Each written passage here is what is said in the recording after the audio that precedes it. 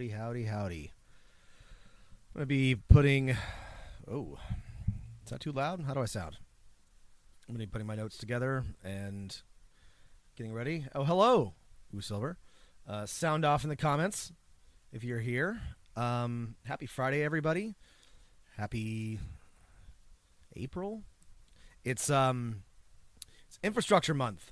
I'm going to be talking about, well, infrastructure-related things all month. I'm so excited about this. I know you all love to hear about trains and highways and public policy, and I love to talk about it. So I'm going to be spending all kinds of time talking about that, and I'm going to start today by talking about streetcars. I'm super excited to talk about streetcars. I live in Portland. Most of you probably know that. And I don't want to give away exactly where my location is in case there's some creepy stalkers here. But it's interesting that the streetcar used to come all the way out to my neighborhood, which is pretty far from the city center. And now there is no streetcar anywhere near there. And a lot of American cities are like this. It's been ripped up or replaced, and now the only public transit is maybe bus, but probably nothing. And yeah, no, it's cool. You can find pictures literally like of outside my house from 100 years ago, where there used to, like, the streetcar used to end right in front of my house. So I guess it's good. I'm not sure I would appreciate having the streetcar running all hours of the day, but it kind of sucks that I can't hop on it anymore. But it's just kind of like one of those facts of life that there are streetcars, but they're kind of a novelty. You know, we do have public transit in some cities in America, but for the most part we don't. It's subway and limited to East Coast cities, but there was a time, especially here on the West Coast, where every city had an extensive streetcar network and all kinds of cable cars and whatnot, and it makes one wonder what happened. And so I'm going to start us off today with a video clip. I hope you're all excited for this. Oh, wait, I didn't actually prepare for this, so give me just a second to pull this up. But I'm really excited because this is... Okay, how about now? Can you guess what this is? Oh my God, it's dead! That's right, my dear! Enough to dip Toontown off the face of the earth! Vehicle of my own design. 5,000 gallons of heated dip pumped at enormous velocity through a pressurized water cannon. Toontown will be erased in a matter of minutes. I suppose you think no one's going to notice Toontown's disappeared? Who's got time to wonder what happened to some ridiculous talking mice when you're driving by at 75 miles an hour? What are you talking about? There's no road past Toontown. Not yet.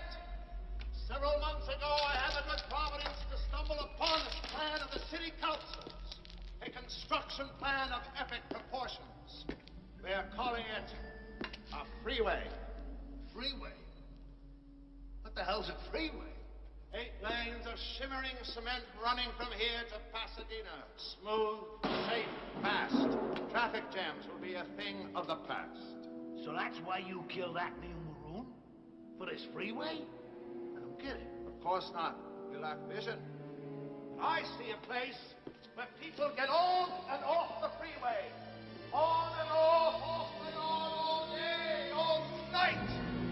Soon, where Toontown once stood will be a string of gas stations, inexpensive motels, restaurants that serve rapidly prepared food, tire salons, automobile dealerships, and wonderful, wonderful billboards reaching as far as the eye can see.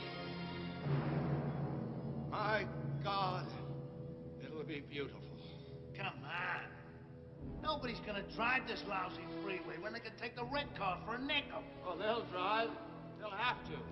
You see, I bought the red car so I could dismantle it.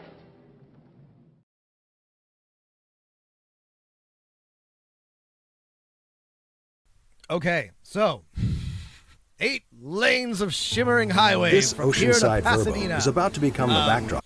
I don't know how many of you remember or were. I mean, I was 2 when Who Framed Roger Rabbit came out, but it was the only thing on VHS at my grandparents' house, so I think I watched it like 100 times.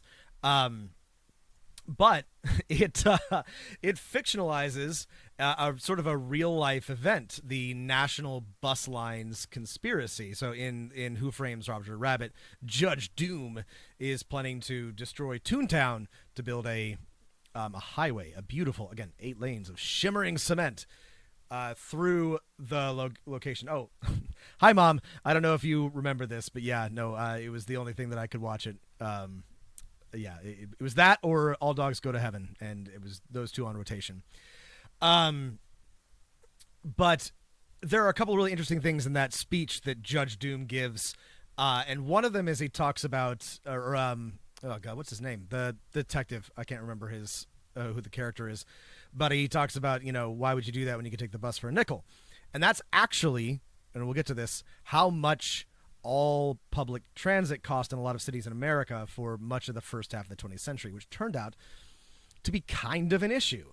So let's start at the end and work backwards. So on April 9th, 1947, 9 corporations and 7 individuals, officers and directors, were indicted in the District Court of Southern California on counts of conspiring to acquire control of a number of transit companies, forming a transportation monopoly, and conspiring to monopolize sales of buses and supplies to companies owned by National City Lines. National City Lines is the corporation at the center of this. 2 years later, in 1949, Firestone Tire, Standard Oil of California, Phillips Petroleum, GM, and Mack Trucks were all convicted of conspiring to monopolize the sale of buses and related products to local transit companies controlled by National City Lines. They were acquitted of conspiring to monopolize the ownership of these companies. And GM and many of these other companies were fined $5,000, and their various corporate representatives were fined $1. So ultimately around $40,000 in fines, slap on the wrist, no real verdict, no real consequences. So the question becomes, was it a conspiracy?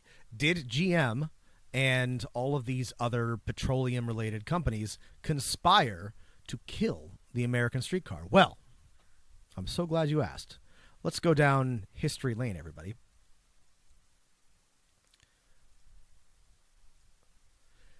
We have to start with the beginning of American public transit, and that begins, well, more or less in the 1830s in New York with the omnibus, or the horse bus, which was exactly what it sounds like, a bus drawn by horses. You can see here, this is a French version of it, but yeah. Starting in the 1830s, there was an outgrowth of public transit in the form of buses drawn by horses. And interestingly, in America, contrasting with other countries, public transit has really always been private. Now, that does not mean that it is purely capitalist and profit-driven, but it does mean that it has almost always been privately owned. Now, that also includes public subsidies, regulation, and all that, but it has always been a private enterprise. And starting with the omnibuses in New York and other cities, usually this meant that they were franchised out by a larger company, and that the franchise owners had rights to a route which they would run. And they were not always hugely profitable, but they were for a variety of reasons. And though it began, that I'll get to later, began with buses, it quickly came to be dominated by the streetcar. Now, the streetcar is exactly what it sounds like: a car, a bus, a vehicle driven by cables or electricity or on rails, a smaller version of a train, basically, depending on how it's constructed. The first practical cable car in America was tested in, you guessed it, San Francisco in the 1870s. At the time, or in the late 19th century, the most extensive cable system was in Chicago, finished in 1892. New York had multiple cable lines. L.A. had several cable lines. But things really got kicked into gear with the electric tram, or electric streetcar, which was developed near St. Petersburg by Fyodor Pirotsky in 1875, and then perfected again in St. Petersburg a few years later in 1880. The second demonstrative tramway was presented by sorry, I'm going to skip that. So reading off my notes. The first public electric tramway, it is a Paloma, everybody. Happy warm weather. Sorry. The first public electric tramway, this is important, used for permanent service was the Gross-Lichterfeld tramway from Lichterfeld near Berlin, which operated in 1881, which is what you see here, which is why I'm making an effort to talk about it. Now, in America, these tram lines almost always operated at a loss. However, they managed to make up for this by the tram companies investing in real estate. So everywhere that a tram line was built, real estate values went through the roof. And so it didn't really matter that they were not making a profit on the tram service itself. Interestingly, this is basically how railroads made their money in America in the 19th century as well. It was by buying up land and speculating on real estate in the area around where they built their rail. So it didn't particularly make a difference that the fares were cheap and everyone seemed to enjoy it, and it was well traveled. And American urban and suburban growth really flowed from these tram lines, from the streetcars especially, because, of course, cars were not particularly they didn't have great adoption, and they weren't very good until the 20th century. But the streetcar was both cheap and profitable to the people who ran it for a while. However, because it was so valuable, there were some issues. And it was rife with corruption, as you might not be surprised to hear. Most tramways, streetcars were run by regional monopolies, and they were somewhat regulated by the late 19th century, but really they were run by unscrupulous magnates and part of these sprawling, as you can see, octopi that controlled a whole bunch of different areas of the American economy. This was before the trust-busting era of the 19-teens, 1920s, and so the streetcars were often a big part of a larger corporate concern, the traction monster, as you can see here. But going into World War I, these streetcar and public transit companies were in pretty bad shape. They were all overcapitalized and poorly managed. They had substantial debt, and they were largely underwater, counting on either massive profits or public subsidies, which failed to materialize. And profits peaked in 1919, and by the end of World War I, a huge proportion of transit companies were in bankruptcy. And part of this was because, like I mentioned, transit, or the fares were 5 cents, and it was actually illegal to raise those fares.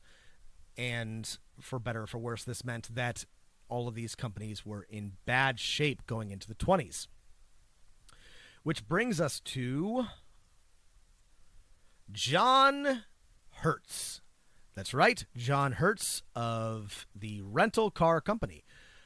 He founded, I didn't know all of this, by the way, before I started doing research, so I hope you find this interesting, but he founded the Yellow Cab Company in Chicago in 1915, which offered taxi service at a modest price. It was very popular, and it quickly franchised throughout other cities in the United States. He also, as one does when you are wealthy in the early 20th century, founded the Chicago Motor Coach Company in 1917, the Yellow Cab Manufacturing Company in 1920, and then the Yellow Coach Manufacturing Company to build coaches in the early 20s. And then he, in 1924, acquired a rental car business, the Hart's Drive Yourself Corporation, which is still in business today. And by 1930, most streetcar systems were aging and they were losing money. Not only were they, again, as I mentioned, forbidden from raising fares, but a lot of these streetcars were aging. They needed replacement. They were expensive, and not a lot of money had been put into their upkeep. And they were in debt and struggling. And, of course, this was also, as you might well know, the Great Depression. So times were not good for anybody, but especially for public transit. Yellow Coach, under Hertz, tried to persuade transit companies to replace streetcars with buses. But they could not persuade the power companies that own the streetcar operations to motorize. Sorry, I forgot to mention this. But because of that monopolization, that weird, horrible octopi, a lot of transit companies were owned by power utilities. And this is going to be important later. So, in response to this inability or unwillingness to adopt the shiny new motor bus, GM, General Motors, decided to form a new subsidiary, United Cities Motor Transport, which was intended to finance the conversion of streetcar systems to buses, especially in small cities. So initially, these investments were made in places like Kalamazoo, Saginaw, Springfield, Ohio, where they were very successful in converting those systems to buses. And then, in 1935, things got worse because under good old FDR, the House passed, the Senate, the Congress, I apologize, passed the Public Utility Holding Company Act of 1935, also known as the Wheeler-Rayburn Act, which gave the Security and Exchange Commission authority to regulate, license, and break up electric utility holding companies. It limited these holding companies to operations in just one state, which meant that states could then regulate them. This had a knock-on effect of really putting the streetcars in a bad spot because, again, they were all owned, or most of them were owned by an electric utility, and suddenly they had a lot less capital and power and leeway to work from. And so the streetcars, which were already struggling, suddenly found themselves in real deep water. So immediately after this, in 1936, National City Lines, which was a bus company that had been founded by the Fitzgerald brothers, and I looked into them, could not find out what happened to their family. I'm sure their wealth is still kicking around, but I couldn't figure it out. Was the National City Lines, which they founded, was reorganized for the purpose, this is quote, for the purpose of taking over the controlling interest in certain operating companies engaged in city bus transportation and overland bus transportation. It also, it depended on loans from suppliers and manufacturers of these buses. And in the 40s, the National City Lines raised funds for expansion from Firestone Tire, Federal Engineering, which is a subsidiary, or was a subsidiary of Standard Oil of California, now Chevron Corporation, Phillips Petroleum, now part of ConocoPhillips, GM, and Mack Trucks, now a subsidiary of Volvo. Pacific City Lines was also formed as a subsidiary of NCL in 1938, which was meant to purchase streetcar companies in the western United States. It merged with NCL later, and then there was, of course, as well, American City Lines, which was meant to acquire local transportation systems in larger metropolitan areas in the rest of the country, which also merged with NCL in 1943. By 1947, NCL owned 46 systems in 45 cities in 16 states. And remember, this is funded by GM, and a bunch of other major petroleum companies. Now, it seems pretty clear that they were buying up streetcars and converting those routes to motor buses. And in the late 40s, this came to attention of the Justice Department, which brought them to trial. And as I mentioned at the beginning, in 1947, 9 corporations and 7 individuals constituting officers and directors of certain of the corporate defendants were indicted on 2 counts, the second of which charged them with conspiring to monopolize certain portions of interstate commerce in violation of Section 2 of the Antitrust Act. And this is a excerpt from a summary of the trial. There is no dispute that the City Lines defendants and suppliers entered into various oral and written arrangements in accord with which the latter purchased preferred stock from the former at prices in excess of the prevailing market prices, amounting in total cost to over $9 million, and that the money received from the sales of such stock was used by City Lines defendants to acquire control of or a substantial financial interest in various local transportation companies throughout the United States. The respective supplier defendants entered into separate 10-year contracts with City Lines under which all of the buses, tires, tubes, and petroleum product requirements of the City Lines operating companies were purchased from the suppliers with an agreement not to buy any part of the same part from any party competing with them. They provided, in short, that existing purchase contracts of all operating companies with other competitive suppliers should be terminated at their earliest possible moment, that the operating companies would equip all their units with defendant suppliers' products to the exclusion of any products competitive therewith, and that City Lines and their operating companies would not renew or enter into any new contracts with third parties for the purchase of such products, or change any then existing type of equipment, or purchase any new equipment using any fuel or means of propulsion other than gas. So, like I mentioned, they were indicted, or they were convicted on a conspiracy to exclusively acquire supplies and equipment from these corporations, but they were not indicted, or so they're not convicted on the charge of a conspiracy to destroy the streetcar, basically. So, with that in mind, right?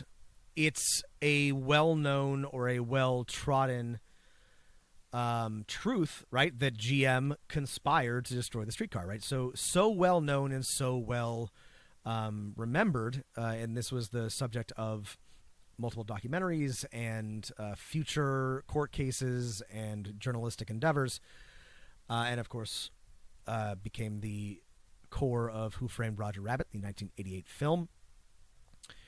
But I regret to inform you all that the academic consensus is that there was no conspiracy to kill the streetcar, that GM did not deliberately set out to murder all of this. Everybody back in? Looks like everybody got kicked.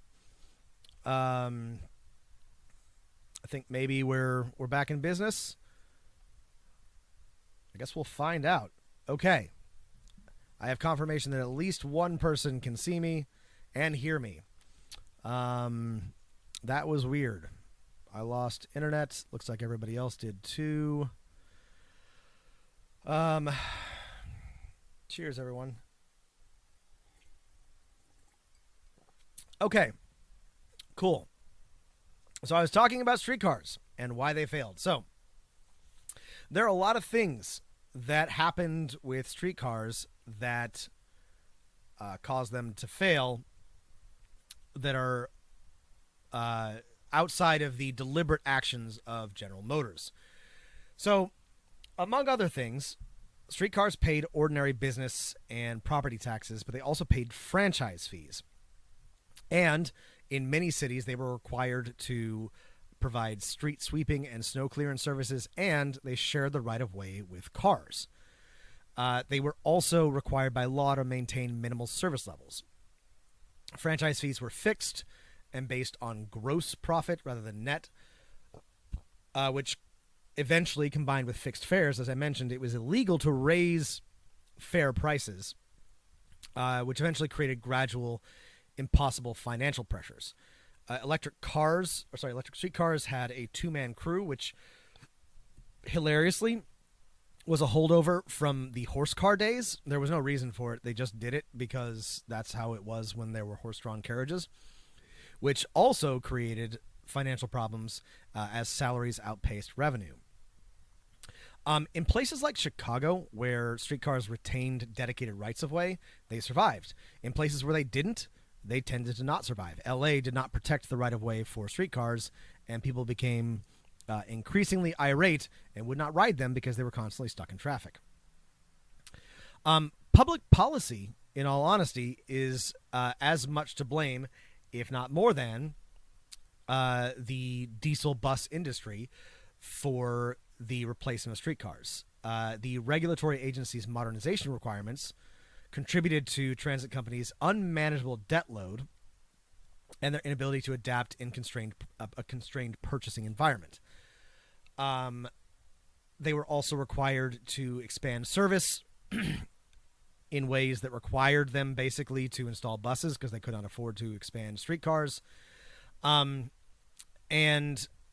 the same modernization requirements forced transit companies to provide improvements and extensions that were so economically prohibitive that they were basically forced to buy buses. And so, as much as I have little good to say about Firestone and GM and all of these various capitalist, petroleum corporations, in truth, they are not solely responsible for destroying the streetcar. They did absolutely work together and conspire to, cripple an already dying streetcar, but they're not responsible for killing it. No, I'm afraid that we're all of us, all Americans, bear some responsibility for murdering the streetcar because it was very much public policy, but it was also public demand and enthusiasm for the automobile that basically forced or encouraged public officials to disfavor public transit like streetcars in favor of automobiles, and where public transit even continued to exist, motor diesel bus carriages. However, I have one final piece of information to convey to you about this, which is, I think, to me, very interesting. All right, we're back at the beginning. So, even though GM was not solely responsible for this grave misdeed, the question remains, was the death of the American streetcar a conspiracy, a natural death, or was it a murder? And I would contend that the streetcar, even though there was not a single perpetrator, was indeed murdered, did not die a natural death. A 1981 paper in the Journal of Economic History entitled The Motorization and Decline of Urban Public Transit, 1935 to 1950, concludes that motor buses were consistently the least economical transit vehicle during the period of 1935 through 1950. Trolley coaches were significantly more profitable than motor buses, and streetcars were more profitable than motor buses, though less profitable than trolley coaches. So, given that, why on earth would all of these transit companies invest in motor buses rather than in trolley coaches and streetcars? And the answer has a lot of things involved in it, but it has to do really with the core of American transit policy.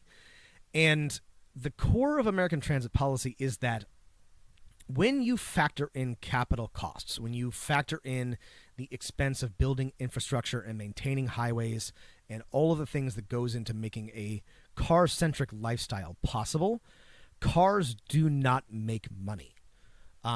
The consumer just pays for these costs out of a non-transparent taxes and fees. So public transit to many people is obviously a money loser. We can easily see it. It happens all the time, every time somebody talks about expanding a public transit line. But so are cars. The difference is that those costs are hidden. And so this is the real sort of depressing truth about this is that we all would like to be able to point to a single malicious entity, a Judge Doom, who is going to, dip all of Toontown to build a highway.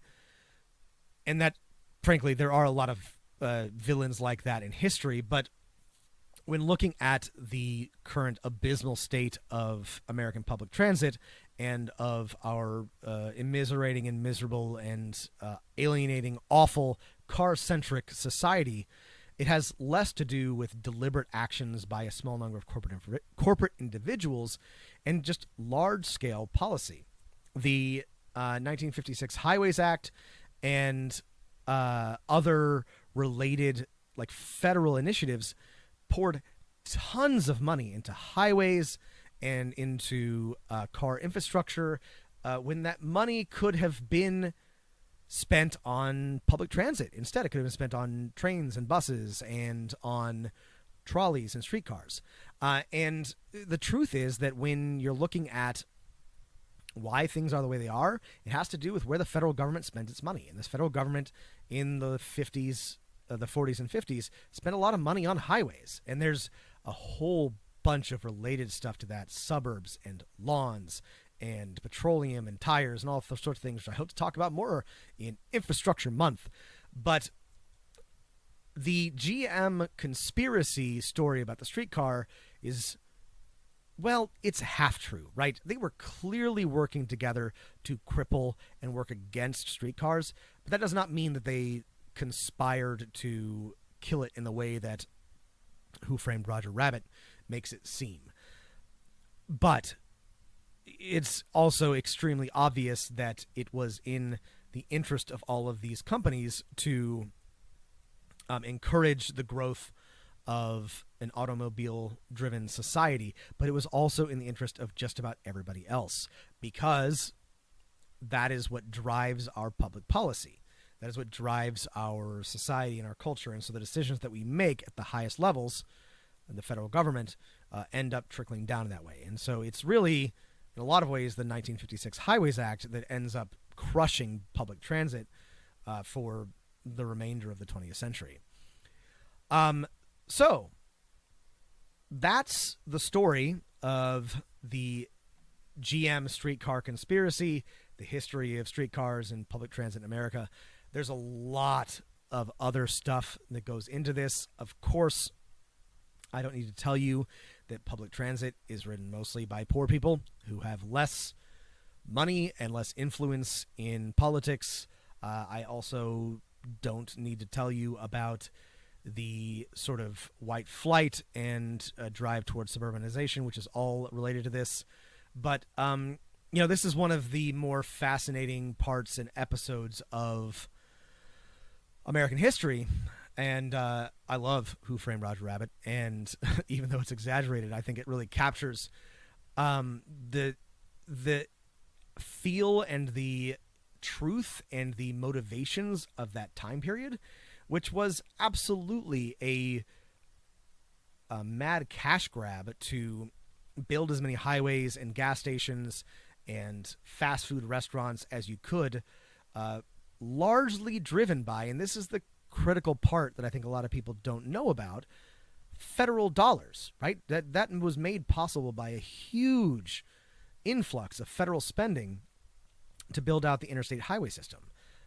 So I mean, that's the thing that I really want you to take away from this, and that was interesting and important and educational for me as I was doing research for this, is that cars are money losers. I mean, transit is in general.